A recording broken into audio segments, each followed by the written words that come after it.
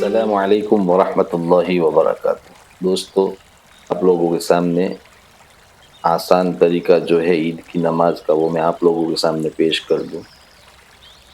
ایسے تو مجھے معلوم ہے کہ سب کو طریقہ معلوم ہی ہوگا، لیکن بعض لوگ بیچارے ایسے ہوتے ہیں جن کو طریقہ معلوم نہیں رہتا، تو یہ ویڈیو میں اس وجہ سے بنا رہا ہوں۔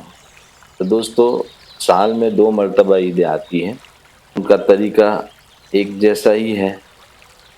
سب سے پہلے ہمیں نیت کرنا ہے۔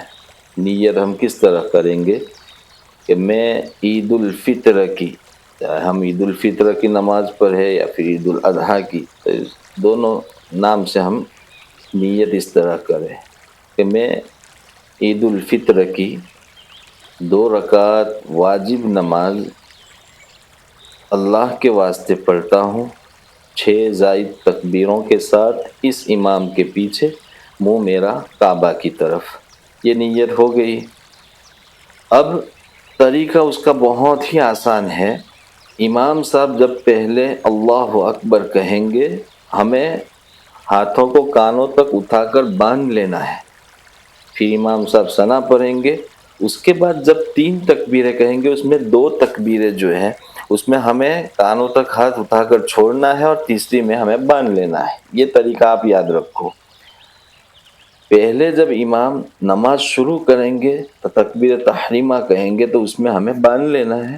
اس کے بعد اس میں 3 زائد تکبیریں کہیں گے، اس میں ہمیں 2 تکبیروں میں ہاتھوں کو کانوں تک اٹھا کر چھوڑنا ہے، اور تیسری مرتبہ جب امام صاحب کہیں گے اللہ اکبر، تو ہمیں کانوں تک اٹھا کر باندھ لینا ہے۔ یعنی پہلی رکعت میں 3 جو تکبیریں ہیں، اس میں 2 میں ہمیں ہاتھوں کو چھوڑنا ہے۔ امام صاحب جب تیسری مرتبہ کہیں گے تو ہمیں ہاتھوں کو کانوں تک اٹھا کر باندھ لینا ہے۔ اس کے بعد امام صاحب 1 رکعت ختم کریں گے۔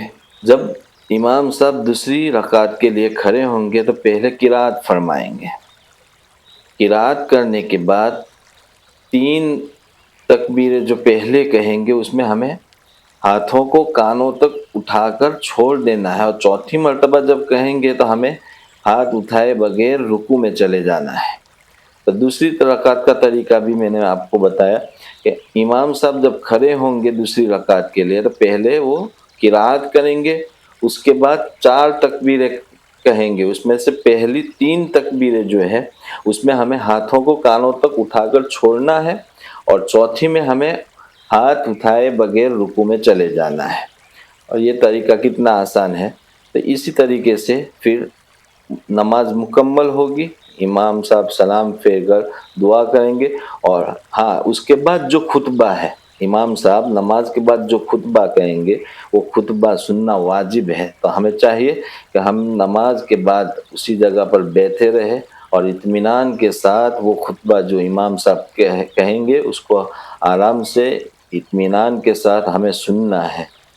تو یہ طریقہ عید کی نماز کا تھا۔